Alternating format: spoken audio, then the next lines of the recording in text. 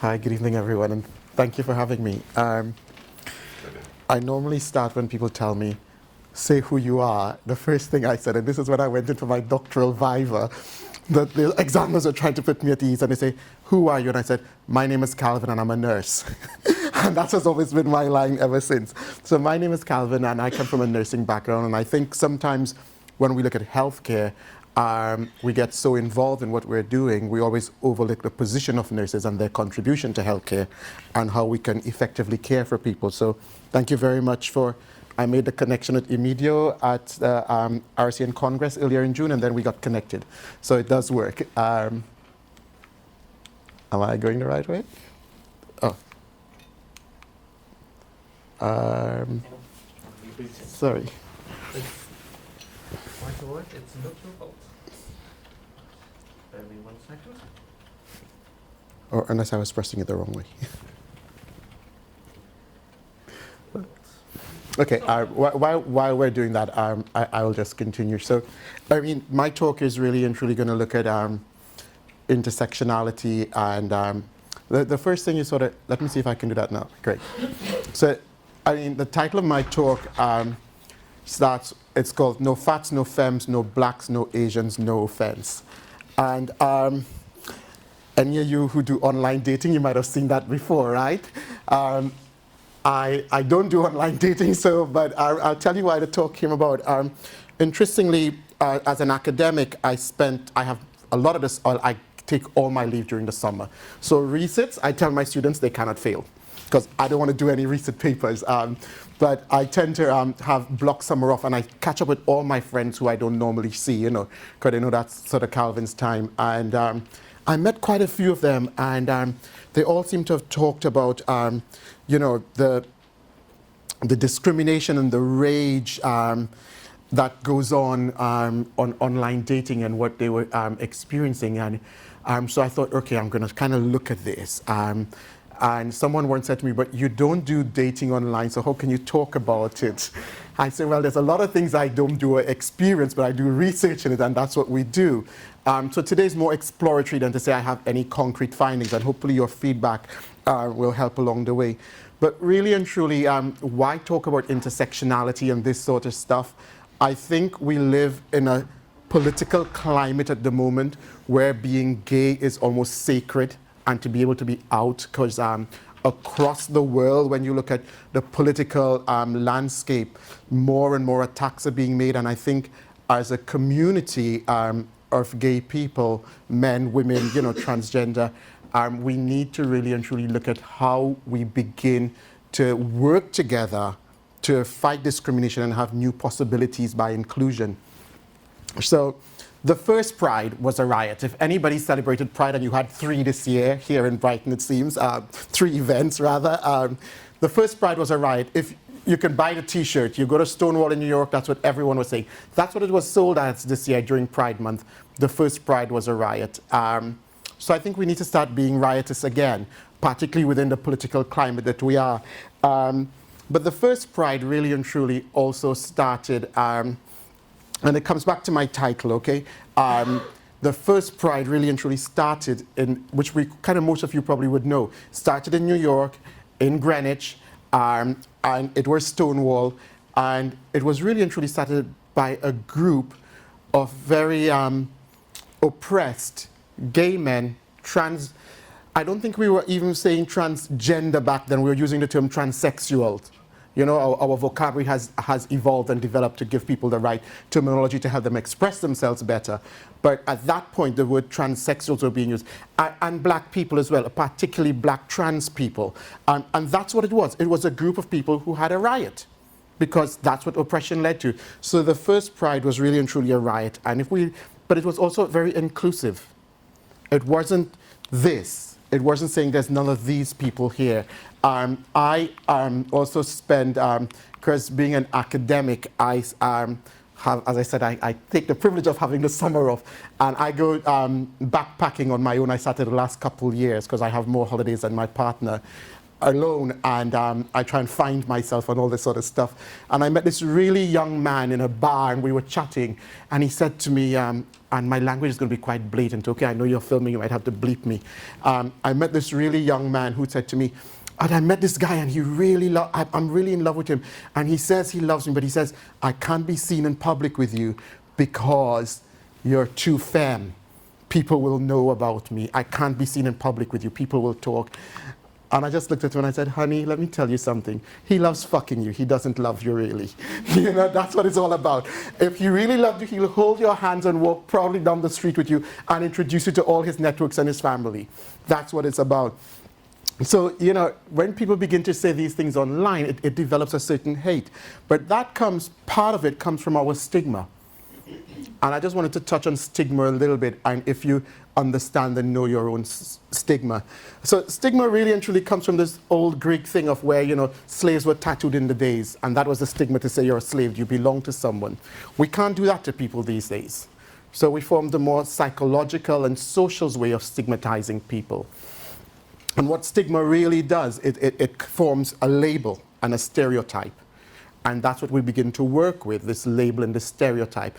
So sometimes we need to understand our own stigma and where it comes from.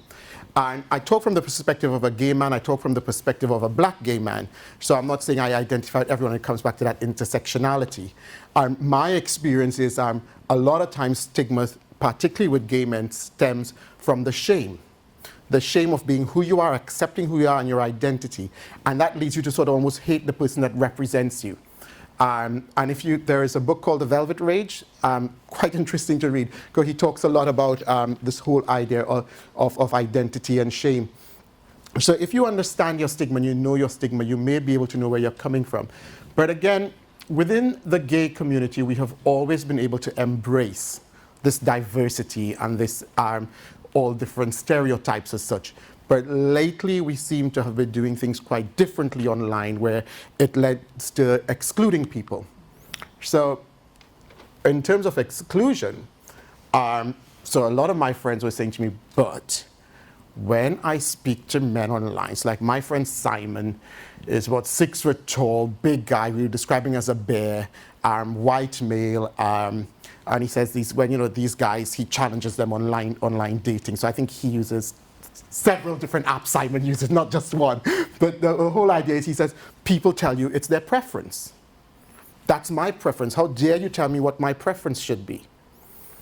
Preference is all well and good. But when preference becomes discrimination, then we begin to have a problem. So, and when does it become discrimination? I think it's quite simple. For me, as I said, this is a working theory I'm working on. When you begin to discriminate against protected characteristics through your preference, you're beginning to have a problem. And that really and truly leads to my next slide, which links you with your algorithm and your unconscious bias. So most of us who work in equality, inclusion, diversity as such, you would know about the unconscious bias, and people would have told you about it. I guess most people here have heard about unconscious bias? Okay, so there's some nods, so that's good. Now we can talk about it a little later on. But the first bit is algorithms. So my theory, and Dr. Yevgeny Osin in Moscow, who's a behavioral psychologist, and I were now developing a project around this with the algorithm and unconscious bias. My thing about algorithms is just like when you're shopping online and you go to Amazon, Amazon will tell you, Harry bought this water bottle. And if Harry bought this water bottle, he also had this bag to put it in. And you may then want to buy that. And when we come back to filters and online dating, you start to click your filters. So you'd only have, for example, slim, tall, white, I'm going to be very stereotypical, slim, tall, white, blonde, blue-eyed men. That's all you're going to see, and that's the algorithm that's being built for you online. And then through the wider networks of sharing data, you're sent information that only targets this group of a nightclub you may want to go to, or a movie you may want to see, or whatever it is. So your algorithm is being built for you online. And that's fine, because a lot of people, or people rather, some people spend a lot of time on dating applications, just like you do on social media. My other part of my work deals with professional behavior on social media. And I often say to people, if you can't find me there, just DM me on social media. I might respond to you much more quicker. But the whole idea of the algorithm that is built for you, and then it transfers into work, because you've been spending so much time online looking at this stuff, and this algorithm is built for you that this is all you're seeing. And your unconscious bias is this bias that lays within you. And we're not always aware of it, but we need to be. So it comes back to what you like. And this whole idea of what you were going for online may then transfer into the work environment. And that's the bit we're quite interested in seeing. How does that algorithm that's built for you online begin to activate your unconscious bias? So, for example, you may be on an interview panel, and you have two people. You have Harry and you have myself. And you know exactly what your algorithm is, because it's built for you. And you actually begin to see that. And it doesn't matter, you're going to interview all two people or three people. Your unconscious bias has set on this person that identifies with who you really like. And no matter what happens in the interview, your unconscious bias is triggered. And probably most likely the incorrect person gets the job. So, and that could transfer in terms of patient and healthcare and everything else. So we really and truly want to look at how your algorithm is built for you through this whole online thing of deciding who you want to go out with or not. So what does that mean for us in terms of, I call it, it's almost like genomic sequencing the rainbow. So we're going to start missing parts of the rainbow flag when we start to eliminate people from our groups and our lives as such, and who has the possibility of contributing. So Professor Jaspel over at De Montfort University, he's a pro VC there. He's done some work along the lines of minority men within a minority group. So yes, we're a sexual minority group, and then you have people of color, for example, and his work works with people of color, young Asian men. And one of his conclusions were that that Asian men wanted to get help.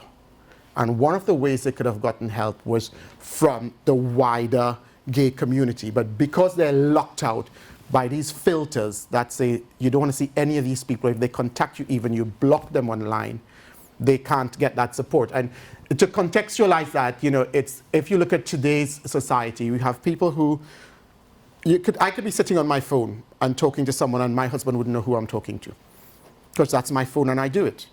And you have these young Asian men who were brought up in families that are very restrictive and don't allow them to express their sexuality. So one of their ways, and the easiest ways of meeting people and talking and getting support, is through online and online dating. And it's also a part of way of their exploring their sexuality and sexual orientation. So what happens is that this minority group said, but we were looking to this group for support. The wider, groups that have gone before us and gained that. And here we are, but we're blocked by them. We are not able to get that support. So there are a lot of men who are sitting at home and they feel blocked out because they couldn't get that support. So what happens when we sequence the rainbow? Well, we lose the possibility to be inclusive. We really and truly begin to exclude people on terms of, coming back to this slide, we exclude people based on the stigma we hold and the stereotype. So the stereotype that I don't like big men, I don't like effeminate men, I don't want to go to a black or an Asian guy. And it was really interesting. Someone who I consider one of my closest friends said to me, but I just can't go out with black people. It does nothing for me. And I was like, well, how do you begin to exclude that possibility, and how do we begin to explore that? And I look even in this room today, and you begin to think of, how many people can I see that I can actually identify through skin color as being from a different race as such? Not much in this room. So then comes back to your data initially, where are those people? Why are they not here? What is it about not defining, or how are we making it better for people to feel included and be here? So sometimes our stigma of what we believe and how we stereotype people can really exclude the possibilities of actually having a more inclusive community. So Really and truly, as I said, my talk is really all about being in this initial stages of exploring this whole idea of how we came from 50 years ago where we all bonded together and fought for equality and this liberty and freedom. We now live, as I said, in a political era where particularly the far right is making it very difficult in terms of where our own rights are as a gay community. And we really and truly need to begin to look at how we continue to work. A lot of people will say, well, you don't need to, it's established, again, as your data show, probably the younger people are more comfortable. And that's because a way has been paved to do that, to say who they are and identify their gender and their sexual orientation. There is still work to be done. There'll always be work to be done around intersectionality, because it's really important, because if you have someone who has experienced this sort of, even from within the community, this sort of discrimination online through dating or whatever chat group it may be, and they become your patient, they will have those internalized feeling of being an outcast. And it comes back again to people who don't identify, to your slide earlier on, that, I can't say who I am because I may just be turned away. And for me, it's really interesting. I still practice as a nurse despite being a professor for nursing research. I still go in, and it's really interesting when I see really young people who could just say who they are. And I also know, because I'm a person of that age, where I see a generation of my friends who can't come out and say who they are because they just don't feel they can do it, or it's not appropriate. So just to wind up really and truly, the whole idea is that online dating is fun. It should be great. I think we need to think carefully of filters, because filters could set us in this algorithm and mindset of where we go and what we do, and how that translates that mentality. But also remember that our patients who may have experienced this, when they come into our care, it may be difficult for them to express themselves or expose who they are, if that's the right word, and then it comes back to how we make it easy for someone as healthcare professionals. I just for example, coming back to stigma, I was quite ill last year, and I went to my GP and I told her everything, and then she said, because she looked at the ring and she goes, "You're married, have you got any children?" And I said, "Yeah, my husband and I have no children." And she just looked at me and she goes, after I told her all my symptoms, because I was having these night sweats like crazy, and she just went, "Well, you might be latent HIV." And I thought, after 19 years, I'm going to be latent HIV. But that was her mindset. And she was just like, she's going to do every single test possible. I went back the next week. I said, "But you said last week you were going to do HIV." "Oh, yeah, I think I forgot to tick that one." I was like, I'm not sure what was going on. But the whole idea of the stigma, that she automatically thinks, because I was a gay man and I was presenting with these symptoms, I must be. So it comes back of how we brand people as healthcare professionals, how we understand intersectionality. Because for me, as a black man, I was sitting there and I was thinking like, okay, I don't think you've understood a word I said to you. You haven't really listened to me. And it was great that she didn't bat an eyelid, that, I said I was gay, which I thought was fine. She's very open and accepting. But then came the other line of the stigma. Comes back again to your slide about, it's a lesbian, so I need a chaperone. So at the very end, in sequencing this whole rainbow, we need to look at how we continue to be intersectional, how we accept people of, particularly from my point of view, people of color, people who identify as being obese, and that's what they want to do, and people who identify as effeminate or butch. And there's this whole idea as well online of toxic masculinity, where people will tell you mask for mask, or masculine men for masculine men only. And there's this whole idea of how we're beginning within a community that fought for a pride 50 years ago for rights and marched on the street and took on the police in New York, and then went worldwide with this, that we are actually now creating this sort of discord within the community. I think because of our present society and our generation, in terms of we're much more online and social media savvy, and this sort of electronic connections and networking, it's really important we begin to look at the algorithms and how those could set the unconscious bias. I'm going to leave it there.